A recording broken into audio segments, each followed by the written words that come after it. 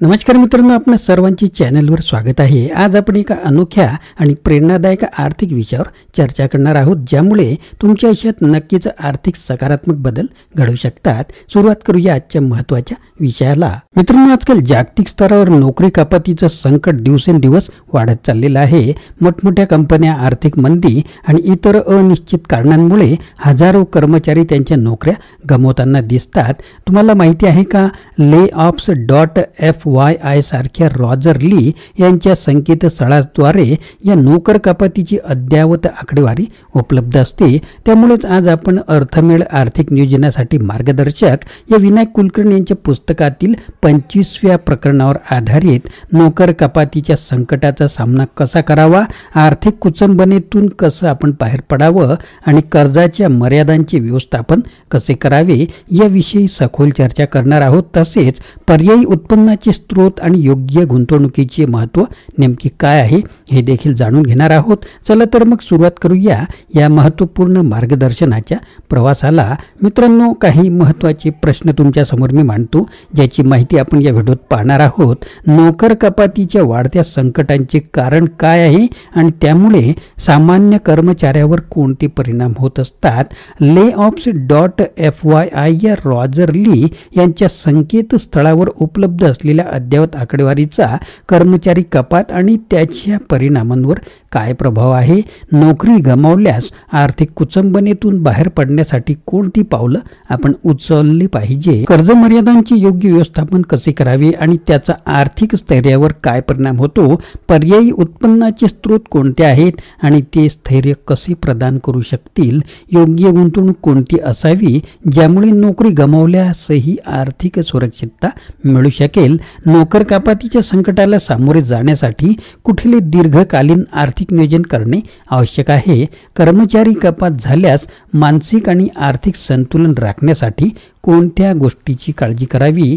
आर्थिक कुचंबनेच्या परिस्थितीत कोणत्या तंत्राचा वापर करून उत्पन्नाचे नवीन स्रोत शोधता येतील।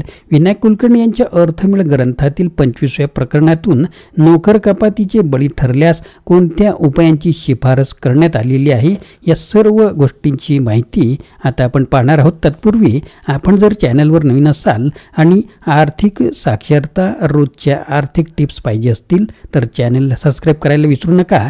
सुरुवात करूया आजच्या विषयाला। नोकर कपातीचे बळी ठरल्यास काय करावे, काय करू नये। ज्यावेळी कुटुंबाची आर्थिक तटबंदी मजबूत असते, त्यावेळी नोकरी गेली तरीही आर्थिक स्तरावर ताण जाणवत नसल्याने दुसरी नोकरी किंवा उत्पन्न स्रोत मिळेपर्यंत मानसिक तोल ढळत नाही। सध्या सर्वच क्षेत्रात कायम नोकरीची संकल्पना बाद ठरताना दिसते। फेसबुक, इंस्टाग्राम आणि व्हॉट्सअप यांच्या मालक कंपनीने म्हणजेच मेटाने जगभरातील कार्यालयातून कर्मचारी कपात करताना दिसते।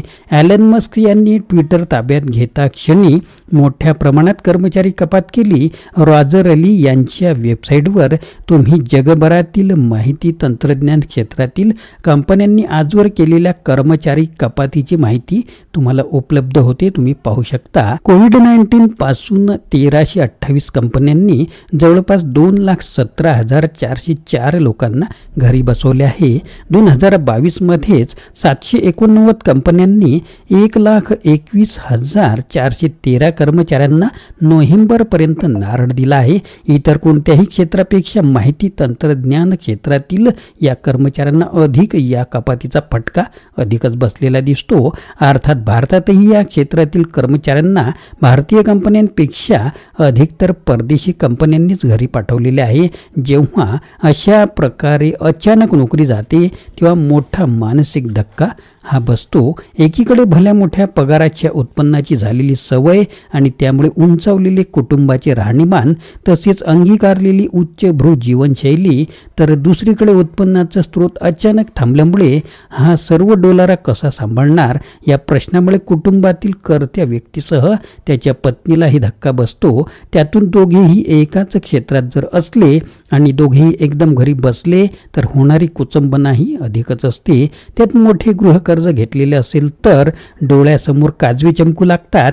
मुळात इतर कोणत्याही क्षेत्रापेक्षा सर्वात अधिक उत्पन्न देणारे क्षेत्र म्हणून माहिती तंत्रज्ञानाकडे ओढा अधिकच असतो. घी देखा बडगा नाही या उक्तीप्रमाणे या क्षेत्रातील अनिश्चितता जाणून न घेता केवळ लाखांची पॅकेज मिळतात म्हणून या क्षेत्राकडे वळणाऱ्यांची संख्या काही कमी नाही. या क्षेत्रातील अनिश्चिततेची ती खरी किंमत असते.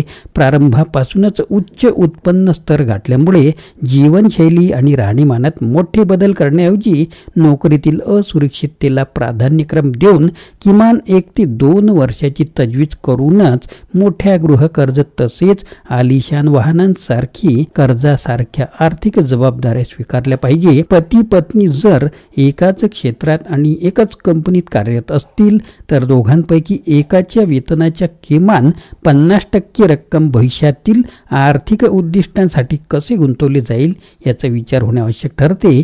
दोघांच्या एकत्रित उत्पन्नावर कितीही मोठ्या रकमेचे गृहकर्ज मिळत असले तरी सुद्धा संयम ठेवून शक्यतो एकाच्याच उत्पन्नाच्या 70 ते 75% दरमहा द्यावा लागणारा गृहकर्जाचा हप्ता असणे योग्य ठरते. ज्या क्षेत्रात कार्यरत असाल त्या क्षेत्रातील व्यावसायिक धोके, राष्ट्रीय तसेच आंतरराष्ट्रीय बाजारपेठ, आंतरराष्ट्रीय राजकीय आणि अर्थकारणीय निर्णय, युद्धांच्या शक्यता, दहशतवादी हल्ले आणि कोविड सारखी जागतिक महामारीची साथ इत्यादी शक्यतेंचा अधूनमधून अंदाज घेऊन स्वतःच्या नोकरीवर काय परिणाम होऊ शकतो याचा अभ्यास करणे क्रमप्राप्त ठरते. अंगीभूत कला कौशल्यांचा किंवा आपल्या छंदांचा पर्यायी स्रोत, उत्पन्न स्रोत म्हणून आपण विचार करून ठेवला पाहिजे. व्यावसायिक उत्कर्षासाठी आवश्यक असणाऱ्या अर्हता नोकरी सुरू असताना एकीकडे घेतानाच दर महिन्याच्या वेतनाच्या किमान 4-5% रक्कम किमान 10 ते 15 वर्षे अशा पद्धतीने नियोजनबद्ध गुंतवावी की वयाच्या 40-45 नंतर नोकर कपातीचा बळी ठरल्यास किंवा किमान दुसरी पर्यायी व्यवस्था होईस्तोवर घरचा गाडा नीट ओढला जाईल. दर महिन्याला किमान 5,000 रुपये अनुक्रमे 10 आणि 15 वर्षासाठी नियोजनबद्ध गुंतवणूक SIP द्वारे म्युच्युअल फंडात गुंतवले गेले तर वार्षिक 12% वृद्धी दराने अनुक्रमे 11,61,695 आणि 25,22,880 रुपये जवळपास होऊ शकतात. हाच निधी उत्पन्नाचा दुसरा मार्ग सुरू होईपर्यंत उपयोगात आणता येईल. ज्यावेळी कुटुंबाची आर्थिक तटबंदी मजबूत असते त्यावेळी नोकरी गेली तरीही आर्थिक स्तरावर ताण जाणवत नसल्याने दुसरी नोकरी किंवा उत्पन्न स्रोत मिळेपर्यंत मानसिक तोल ढळत नाही. सध्या सर्वच क्षेत्रात कायम नोकरीची संकल्पना बाद ठरताना दिसते. त्यामुळे त्या क्षेत्रातील तेजी मंदीनुसार आणि अत्याधुनिक तंत्रज्ञान अंमलात आणल्याने मनुष्यबळावरचे अवलंबित्व कमी होताना दिसत आहे.